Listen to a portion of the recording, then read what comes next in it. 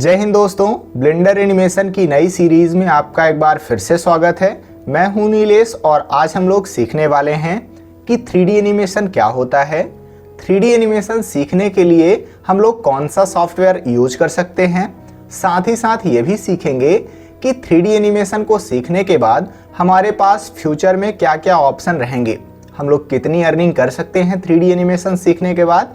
ये सारी चीज़ें हम लोग सीखने वाले हैं। तो चलिए क्लास को शुरू करते हैं।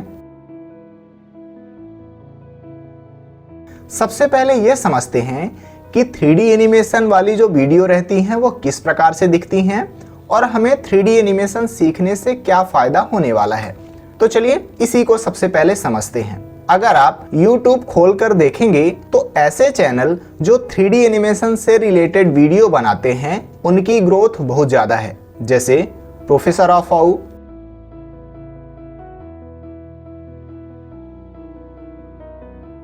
जेड ओवेन,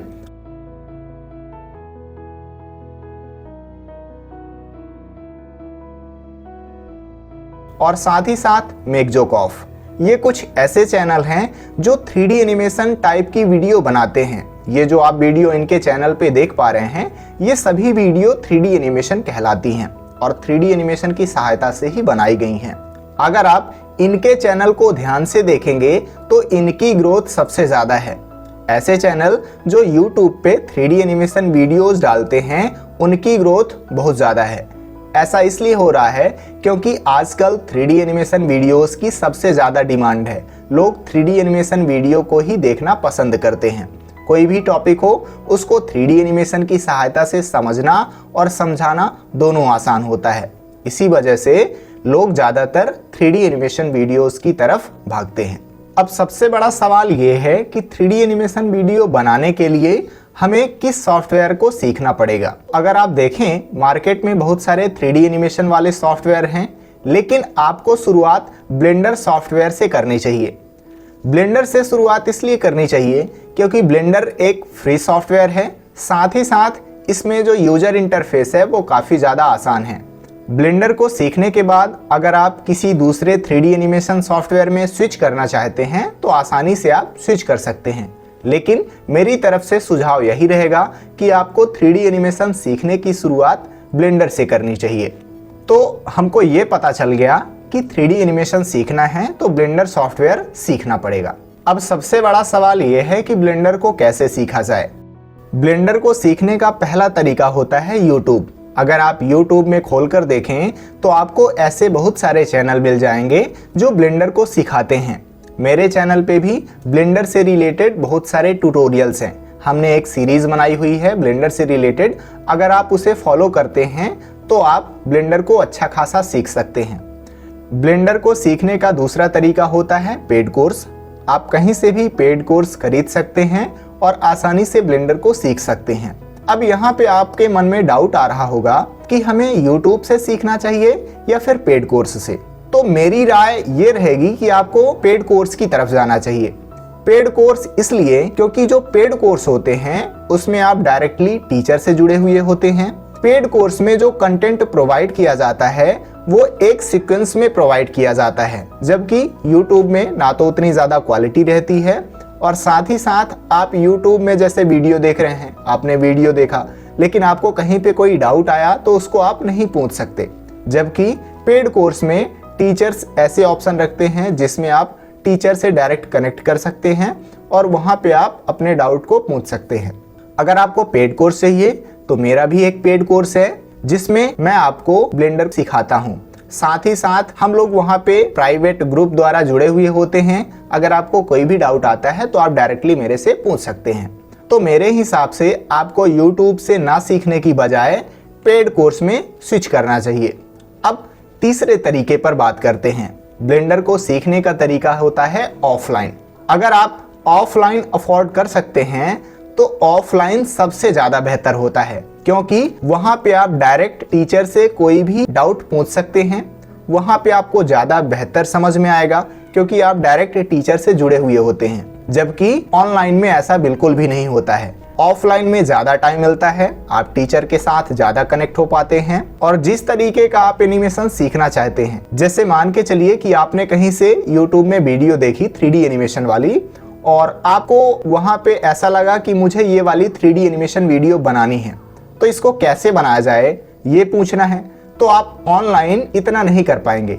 अगर आप मेरे से ऑफलाइन सीखना चाह रहे हैं तो दिए गए नंबर में कांटेक्ट कर सकते हैं, वहां से पूरी जानकारी ले सकते हैं और यहाँ पे आकर के मेरे पास ऑफलाइन भी सीख सकते हैं। अब यहाँ पे सवाल ये उठता है कि अगर आप मेरे से कनेक्ट होकर के ब्लेंडर को सीखते हैं तो ब्लेंडर सीखने के बाद लास्ट में आप किस टाइप से आप 3D एनिमेशन वीडियो बना पाएंगे। तो मैं आपको कुछ YouTube चैनल बता रहा हूँ। अगर आप मेरे से ब्लेंडर को सीखते हैं तो ब्लेंडर सीखने के बाद इस टाइप से चैनल वाली वीडियोस आसानी से बना पाएंगे, जैसे प्रोफेसर ऑफ फाउ, जेड ओवन, मेक जोक ऑफ जैसी वीडियोस और साथ ही साथ जो मोटू पतलू वाले कार्टून आते हैं, इस टाइप की वीडियो भी आप बना सकते हैं। अब यहाँ पे सवाल ये है कि अगर आपने ब्लेंडर को कभी भी यूज नहीं किया, आप ब्लेंडर के बारे में कुछ भी नहीं जानते, तो शुरुआत से आपको ब्लेंडर सीखना है, तब कितने टाइम में हम लोग ब्लेंडर को सीख पाएंगे। तो ब्लेंडर को बेसिक लेवल का सीखने के लिए आपको कम से कम 3 से 4 महीना लग जाएगा और डेली आपको लगभग 5 घंटे प्रैक्टिस करनी पड़ेगी। यानी कि अगर आप 5 घंटे लगभग डेली प्रैक्टिस करते हैं तब आप 3-4 महीने में बेसिक लेवल का ब्लेंडर सीख पाएंगे। फिर आप जितना आगे बढ़ते जाएंगे, जितना ब्लेंडर में काम करते जाएंगे, उतना ही आपका जो एनिमेशन है वो स्मूथ होता जाएगा और आपको धीरे धीरे बहुत सारी नई चीजें सीखने को मिलती जाएंगी। यानी कि ब्लेंडर अगर आप सोचें कि पूरी तरीके से सीख लें 100%, तो वो बिल्कुल पॉसिबल नहीं है। मतलब ये हुआ कि आप कभी भी ये नहीं बोल सकते कि हमने ब्लेंडर को 100% सीख लिया है, क्योंकि जो बड़े बड़े आर्टिस्ट होते हैं वो भी डेली कुछ ना कुछ नया सीखते रहते हैं। जितना वो काम करेंगे उतना ही ज़्यादा उनकी प्रैक्टिस होती जाती है। अब मैं आपको लास्ट में थोड़ा सा मोटिवेशन भी दे देता हूँ। देखिए, होता क्या है कि जो ब्लेंडर है वो काफ़ी ज़्यादा बड़ा सॉफ्टवेयर है। जब आप शुरुआत से उसको सीखने बैठेंगे तो आपको उसमें थोड़ी बहुत प्रॉब्लम आएगी ही आएगी। कई बार ऐसा होता है कि हमें ऐसा लगता है कि अब ब्लेंडर को छोड़ देना चाहिए, हमारे बस का ये नहीं है। तो अगर आपको भी ऐसा लगता है ब्लेंडर सीखने के दौरान, तो आपको धीरे धीरे प्रैक्टिस करते चलनी है, ब्लेंडर को छोड़ना नहीं है। शुरुआत के 3-4 महीने आपको काफ़ी ज़्यादा दिमाग खराब करना पड़ता है ब्लेंडर के ऊपर, तभी आप ब्लेंडर को बाद में आसानी से चला पाते हैं। ब्लेंडर काफ़ी ज़्यादा बड़ा सॉफ्टवेयर है, इसके अंदर बहुत सारी चीज़ें हम लोग करते हैं, जैसे modelling, texturing, rigging, animation, sculpting, lighting, rendering. तो ये सारी चीज़ें हम लोग ब्लेंडर के अंदर सीखते हैं। सबसे पहले आपको भी ये सब कुछ सीखना पड़ेगा। ये सब सीखने के लिए हमें काफ़ी ज़्यादा मेहनत लगती है, लेकिन ऐसा है कि आप अगर प्रैक्टिस करते हैं, शुरुआत में आप अगर ब्लेंडर को झेल पाते हैं, तो 3-4 महीने बाद ये सॉफ्टवेयर आपको बहुत ज़्यादा आसान लगने लगेगा। आपको सारी चीज़ें बाद में फिर समझ आने लगेंगी कि किस प्रकार से एनिमेशन वीडियो बनाई जाती है और किस प्रकार से हमें ब्लेंडर के अंदर काम करना होता है। अब यहाँ पे सबसे बड़ा सवाल ये है कि 3D एनिमेशन को सीखने के बाद हम लोग महीने में कितना कमा सकते हैं। अगर आप देखें तो आपको पता चलेगा कि 3D एनिमेशन में बहुत ज़्यादा स्कोप है। अगर आप एक बेहतर 3D आर्टिस्ट हैं तो आप महीने के 3-4 लाख रुपए भी कमा सकते हैं। लेकिन हाँ, 3-4 लाख रुपए कमाने लायक आपके पास स्किल्स भी होनी ज़रूरी है। जब आप एक बेहतर एनिमेटर होंगे तभी ऐसा कर पाएंगे। आई होप कि जो आपके डाउट थे कि कैसे 3D एनिमेशन को सीखा जाए, कितना टाइम लगेगा, 3D एनिमेशन सीखने के लिए किस सॉफ्टवेयर का यूज करना चाहिए, ये सब कुछ अब क्लियर हो गया होगा।